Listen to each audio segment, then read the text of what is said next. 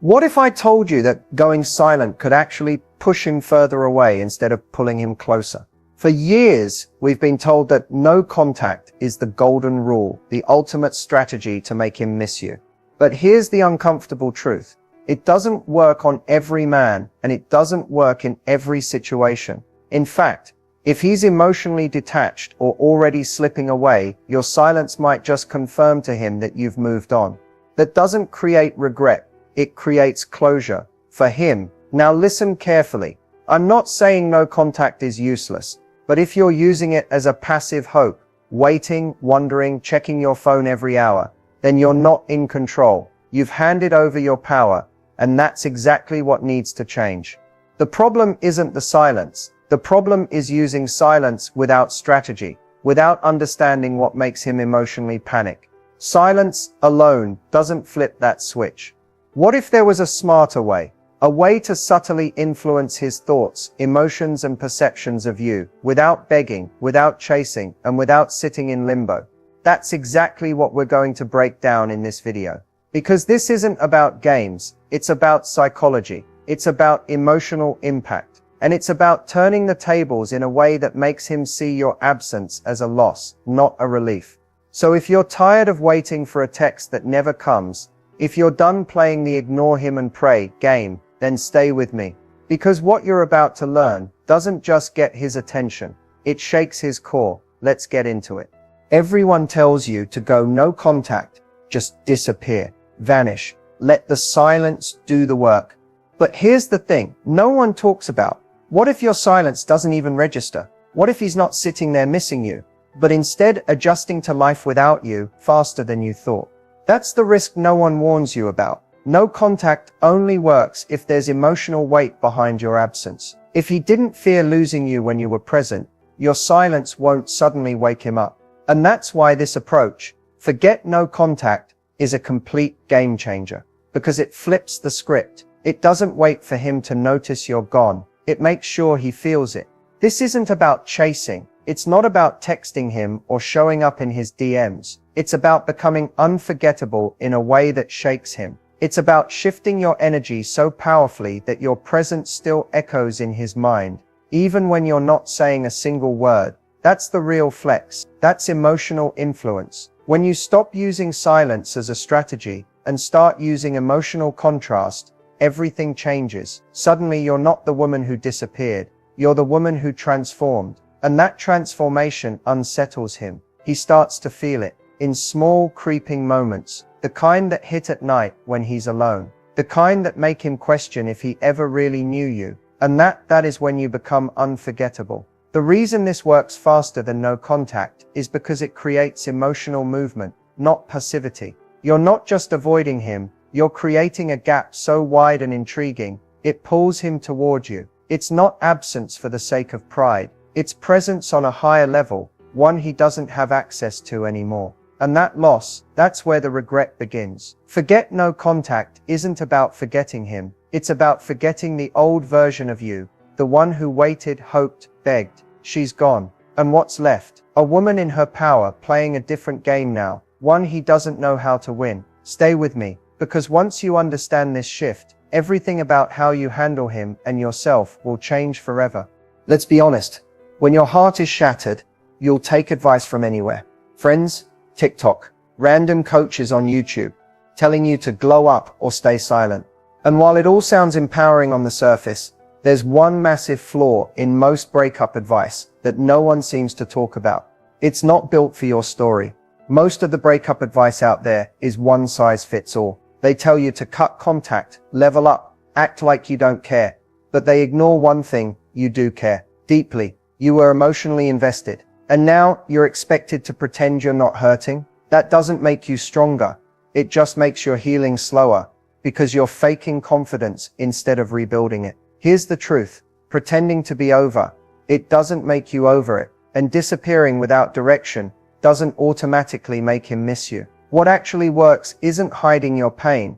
It's transforming it into power. It's understanding the dynamics between you and him, and using that knowledge to shift the emotional balance, quietly, confidently, and intentionally. The hidden flaw in most breakup advice is that it teaches you to react, not lead. It focuses on how to win him back, instead of showing you how to regain control over your own emotional gravity. But when you step into that energy, where you're not chasing, not waiting, not performing for anyone's attention, he feels that shift. He senses the emotional door closing, not because you're playing games, but because you're actually moving forward. Most advice is surface level. This goes to the root. This changes how he sees you, because it changes how you see you. The real breakthrough doesn't happen when you block him. It happens when he looks at you and realizes you're not the same woman he left. You've evolved, and now his access to you feels uncertain. That's not fake strength, that's transformation. And it's exactly why the usual breakup rules don't apply anymore.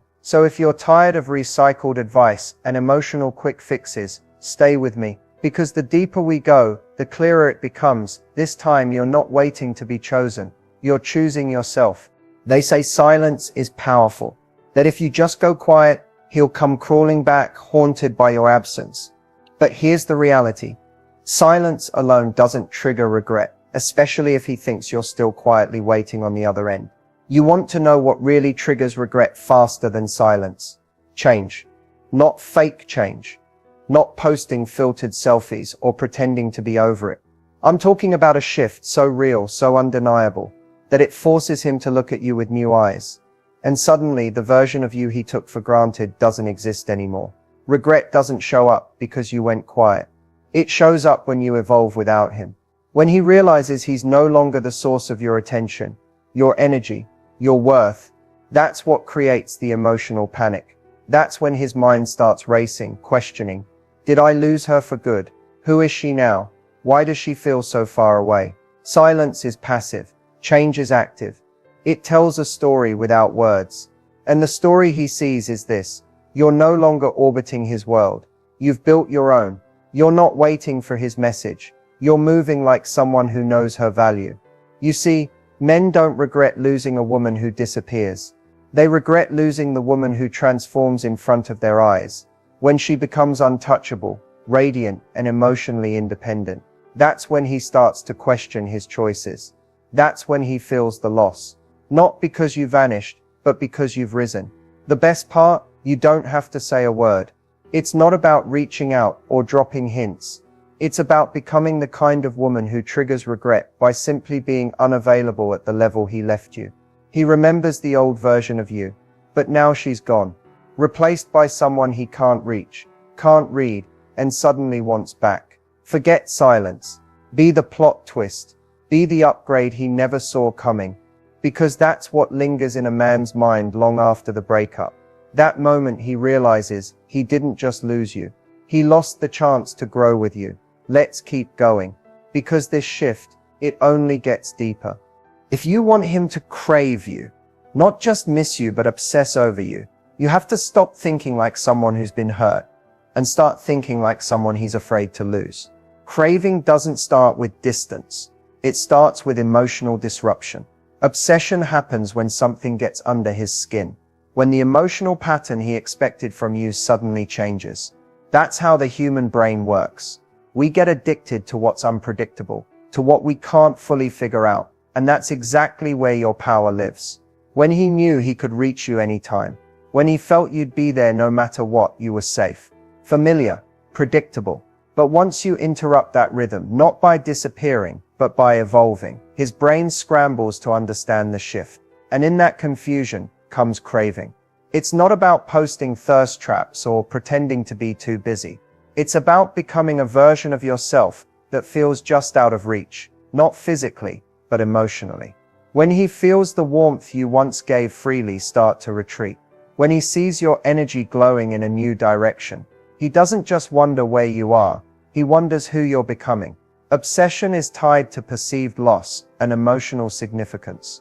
When he realizes the emotional access he once had is now gated, now rare, his mind attaches more value to it. That's psychology. We want what we feel slipping away. We chase what feels scarce. So how do you make him crave you? You create contrast. Show up differently. Detach with elegance. Live boldly without making it about him.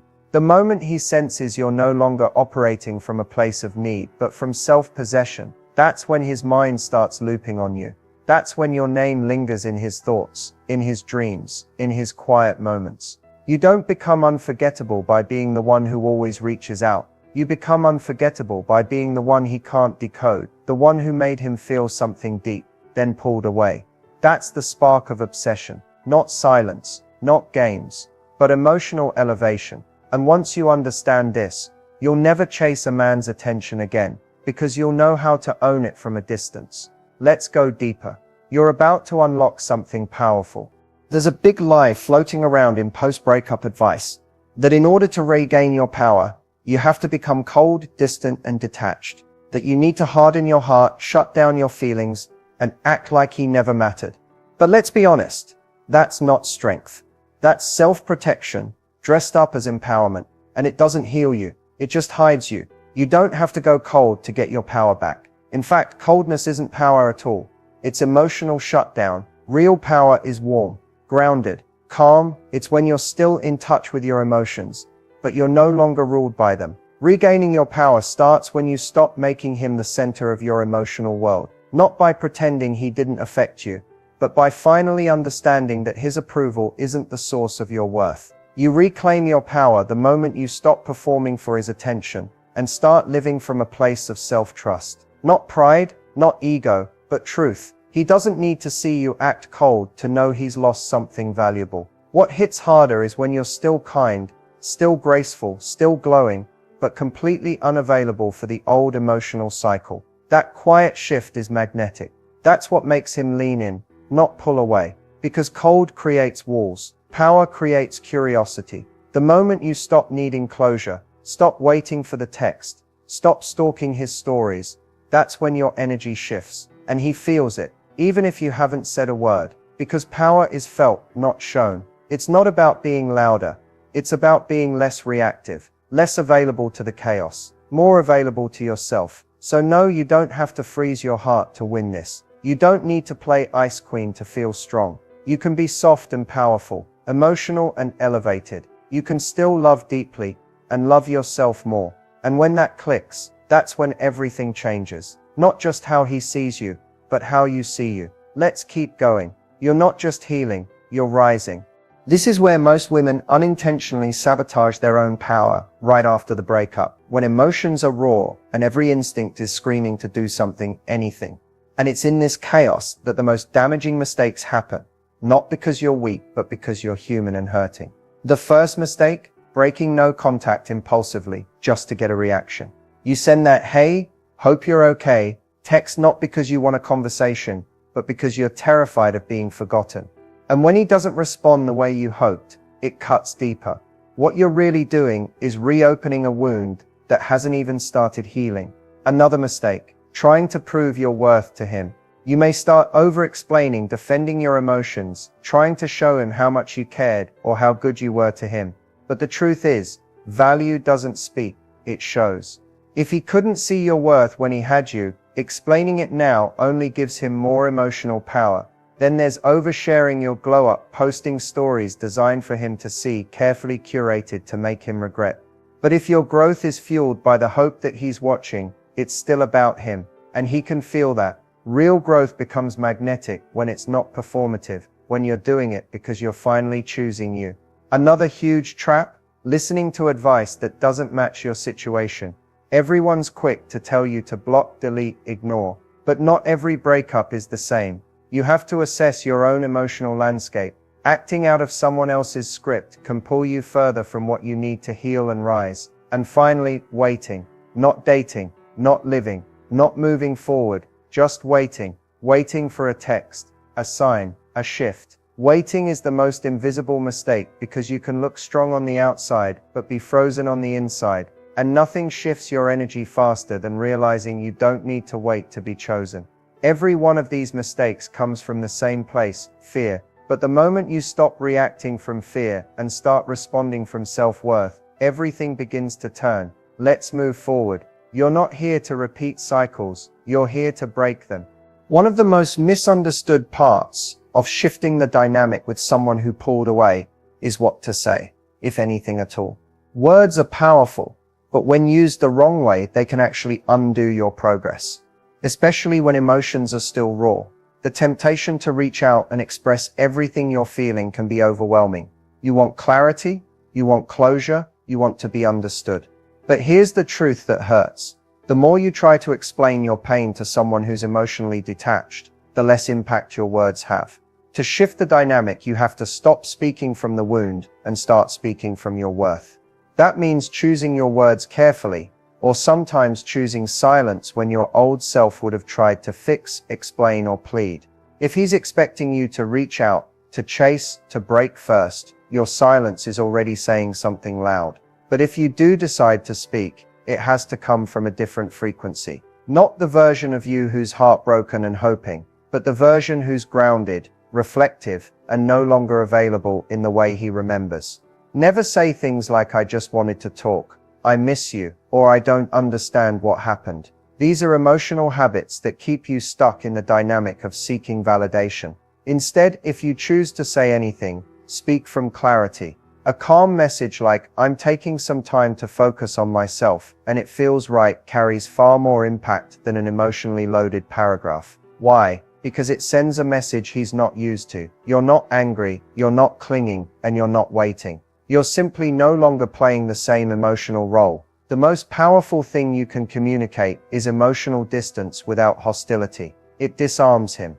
It makes him question where he stands with you. And that uncertainty creates curiosity, which is the emotional seed that often grows into regret. When he can no longer predict your behavior, when you don't give him emotional reassurance, you regain control of the dynamic without ever needing to argue, beg, or rehash the past. Also, don't try to have the closure conversation too early. If you're still emotionally attached, you'll only reopen wounds. True closure doesn't come from his explanation. It comes from your decision to stop giving your energy to someone who didn't value it when he had it. When your energy shifts, your words become fewer, but far more powerful. You're no longer speaking to be heard. You're speaking to reflect who you've become. And sometimes the most powerful message is no message at all. Let your silence build tension. Let your self-respect speak volumes. And when you do speak, make every word feel like a woman who's already moved forward, because that's the kind of voice he'll never forget.